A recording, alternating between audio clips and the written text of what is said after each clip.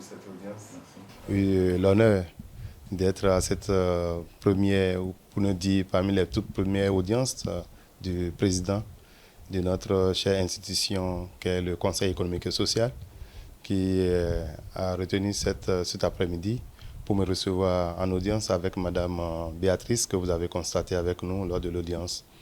Madame Béatrice qui a fait le déplacement depuis la France et précisément depuis la Martinique, qui est porteur de plusieurs projets.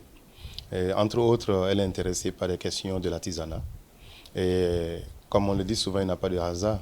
Je suis conseiller au Conseil économique et social, président de la Chambre de métiers de l'artisanat.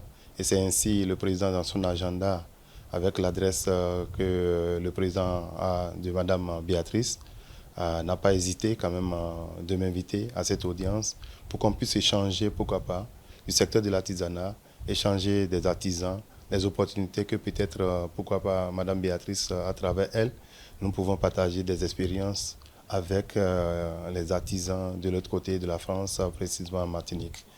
Entre autres, dans nos échanges, nous avons parlé de la labellisation des entreprises parce qu'il est important de savoir que peut-être dans telle localité, peut-être nous avons une entreprise de type A, de type B, qui peut-être dans une prestation, quand on clique dans une plateforme, c'est-à-dire c'est de mettre en place une plateforme qui permettra également de répertorier, d'identifier besoin étant d'une entreprise qui répond à un besoin. Donc nous avons échangé autour de toutes ces questions.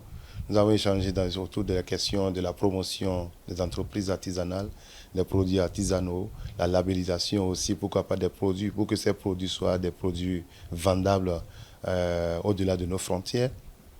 Nous allons parler de tout ça et tout ceci se fera peut-être à travers des expositions qui s'organisent de l'autre côté.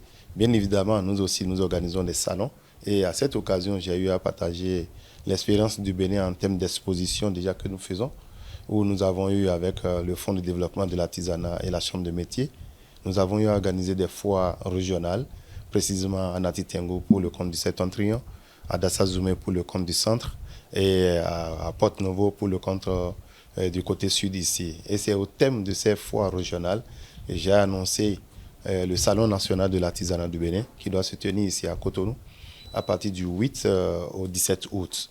Donc, au cours de nos échanges, nous avons eu l'occasion de faire le tour de tout cela, de toutes ces informations, et voir qu'est-ce que nous pouvons en tirer comme profit, surtout pour nos artisans, surtout pour mes artisans béninois, qui ne cessent de demander parce que la demande est toujours forte. L'objet était de voir comment nous pouvions ensemble travailler sur l'excellence des métiers de l'artisanat, bien identifier tous les besoins au Bénin en matière d'entreprises artisanales et voir comment ensemble nous pourrions valoriser tous les métiers de l'artisanat. Je pense qu'on peut retenir que quoi que l'on fasse, quel que soit le métier que l'on exerce, il faut toujours viser les cimes, il faut toujours viser l'excellence. Et je pense que c'est ce qu'il y a de plus difficile, mais c'est ce qu'il y a de plus valorisant.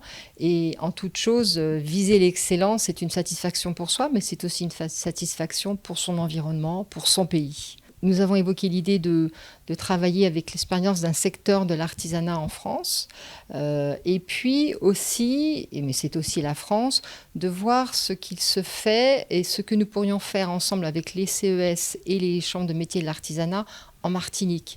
Il y a déjà des passerelles entre le Bénin et la Martinique. Il se trouve que je travaille aussi en Martinique et que peut-être nous pourrions développer aussi de nouveaux partenariats entre la Martinique et le Bénin.